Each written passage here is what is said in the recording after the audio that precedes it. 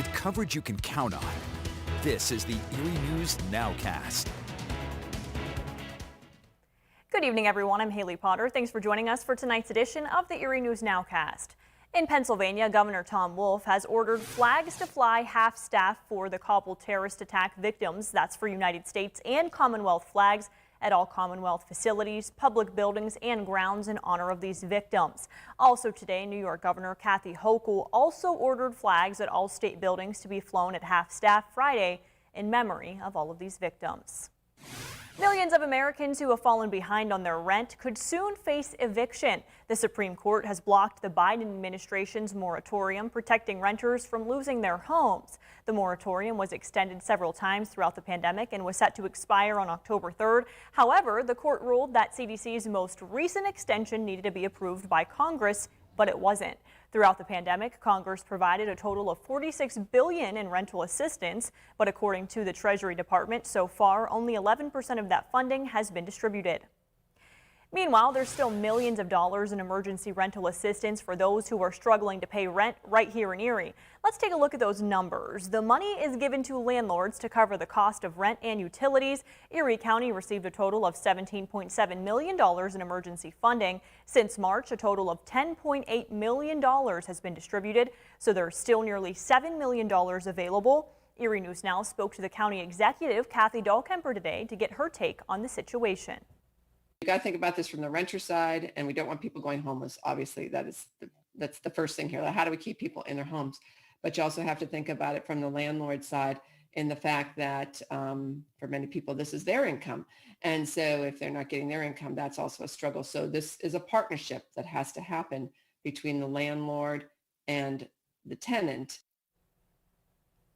Funds are available through September. For more information on how to apply, head to our website and click on the link to this story.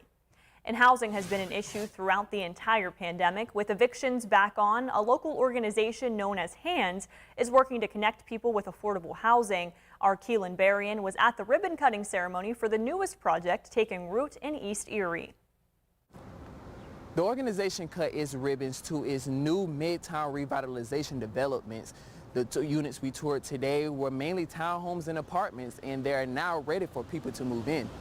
There's investment going on in the city and that neighborhoods are improving.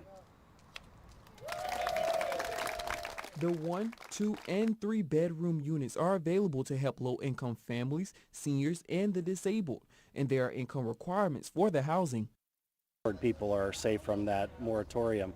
I think people have been very diligent, though, recognizing the quality affordable housing opportunity that they have.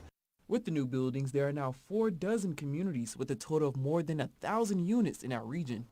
This truly was a neighborhood and community revitalization effort. Funding for the project comes from federal, state, local, and private agencies, and the funding has unlocked security for the families in our region. I feel pretty strongly about people having quality housing.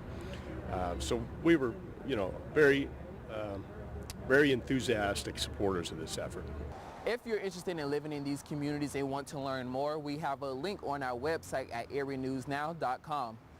On Erie East Side, Keelan Berrien, Erie News Now.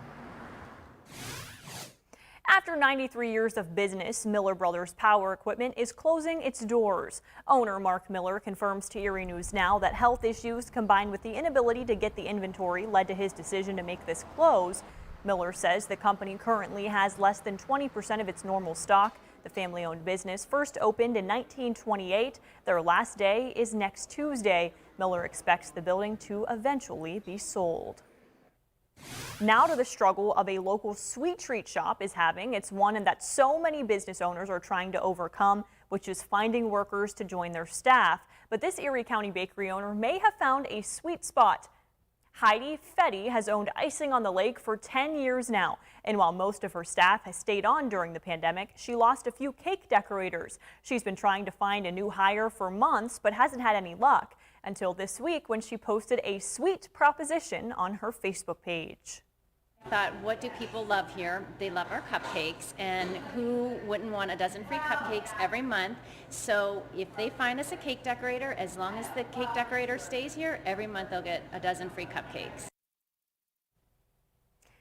And Fetty's idea seems to be working. She says that she has 5 interviews scheduled for next week. All of them are experienced cake decorators. After a delay of more than a year because of the COVID-19 pandemic, Mercyhurst Prep and Mercyhurst University cut the ribbon on a new multi-purpose field today. The field is located behind the Sisters of St. Mercy Center. It will be the home for both school softball teams as well as the Mercyhurst Prep boys and girls soccer teams. The field was dedicated this morning, and officials for the 2 schools said that was a long time coming, and it is a great addition for multiple programs. We needed our own space where they could just come, have less time in travel, and be able to put more time into their practice. So I think having a place they can own for themselves is important to them and to us. It just gives us so much more we can do. It's great for our soccer and lacrosse and field hockey teams. It's great for our students as we grow our club sport programs, and it's going to strengthen our relationship with the high school.